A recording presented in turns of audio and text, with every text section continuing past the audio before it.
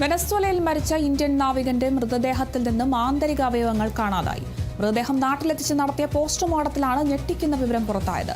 തലച്ചോറ്, ഹൃദയം, ശ്വാസകോശം, വൃക്കകൾ, കരളടക്കം ഒരവയവവും കാണാനില്ല. ഉത്തർപ്രദേശിലെ ദിയോറ സ്വദേശിയായ നാവികൻ രാകേഷ് ചൗഹാൻ മെയ് മാസത്തിലാണ് വെനസ്വേലയിൽ മരിച്ചത്. സംഭവത്തെ തുടർന്ന് നാവികരുടെ ഇന്ത്യൻ സംഘടന അന്വേഷണം ആവശ്യപ്പെട്ടിരിക്കുകയാണ്. വെനസ്വേലൻ അധികൃതരിൽ നിന്ന് പോസ്റ്റ്മോർട്ടം റിപ്പോർട്ടോ വിശദാംശങ്ങളോ ഇല്ലാതെയാണ് മൃതദേഹം നാട്ടിലേക്ക് അയച്ചതെന്നും ഇന്ത്യൻ എംബസി അടിയന്തരമായി ഇടപെടണമെന്നും സംഘടന അറിയിച്ചു. കമ്പനിയിൽ നിന്നും മരണവാർത്ത ലഭിച്ചെന്നും 2 മാസത്തിന് ശേഷമാണ് മൃതദേഹം എത്തിച്ചതെന്നും കുടുംബം അറിയിച്ചു. മരണകാരണം അറിയില്ലെന്നും മൃതദേഹം വീണ്ടും പോസ്റ്റ്മോർട്ടം നടത്തണമെന്നും കുടുംബം ആവശ്യപ്പെട്ടു.